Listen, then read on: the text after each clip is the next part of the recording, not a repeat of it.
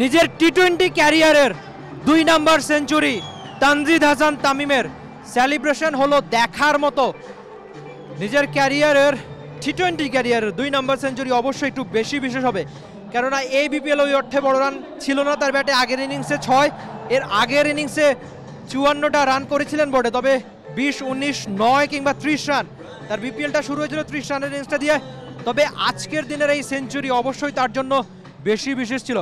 62টা বল, 92টা minute, আর ব্যাটে ঝকঝকে একটা সেঞ্চুরি। এর আগে চট্টগ্রামে তার ব্যাটে সেঞ্চুরি দেখেছিল টি-20তে, যেটা আবার চট্টগ্রামের হয়ে করেছিলেন। তবে ওই ইনিংসটা নিজে দেখেছিলাম বলে তখনকার ওই ইনিংসটা অনেকখানি মনে আছে। তবে আরেকটা ব্যাপার হচ্ছে কি, এই বিপিএলের দারুণ একটা ইনিংস নিশ্চয়ই অনেক দিন মনে রাখবে তানজিদ তামিম। যেটা বলছিলাম যে বড় রান ছিল না তার ব্যাটে, তিনিও আক্ষেপে ভুগছিলেন, তবে সব আক্ষেপ দূর হয়ে গেল।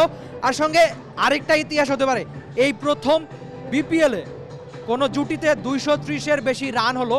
এর আগে যেটা ছিল বিদেশি ক্রিকেটারদের, তবে বাংলাদেশি ব্যাটারদের, বিশেষ করে তানজিদ তামিম আর লিটন কুমার দাসের এই রেকর্ড পার্টনারশিপ অবশ্যই যারা টিভি স্ক্রিন কিংবা এই মাঠে বসে দেখেছেন তারা অনেক দিন মনে রাখবেন। যেটা বলছিলাম যে বিপিএল ইতিহাসের সবচেয়ে বেশি রান শুরুতে লিটন কুমার দাস দারুণ একটা ঝকঝকে সেঞ্চুরি করেছেন, যেটা ছিল বাংলাদেশি ব্যাটারদের মধ্যে টি-20তে দ্বিতীয় দ্রুততম। আর তাকে দারুণ সঙ্গ দিয়ে আরেকটা সেঞ্চুরি তানজিদ তামিমের ব্যাটে।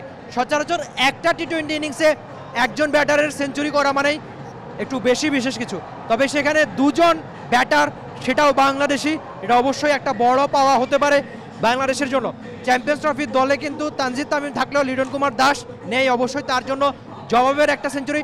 তবে তানজিদ তামিম নিয়ে বলতে চাই, তিনি বড় ইনিংস তার ব্যাটে ছিল, কিন্তু একেবারে যে 30 বা 50 রানের ইনিংসগুলোকে সেঞ্চুরিতে কনভার্ট করা, সেই কাজটা তিনি করতে পারছিলেন না। তবে আজকে শুরু থেকেই দারুণ ব্যাটিং, উইকেটের চারপাশে রান, পেসার স্পিনার, একেবারে রাজশাহীর বোলারদের একেবারে ডমিনেট করে যাকে ব্যাটিং যাকে বলে ঠিক তাই।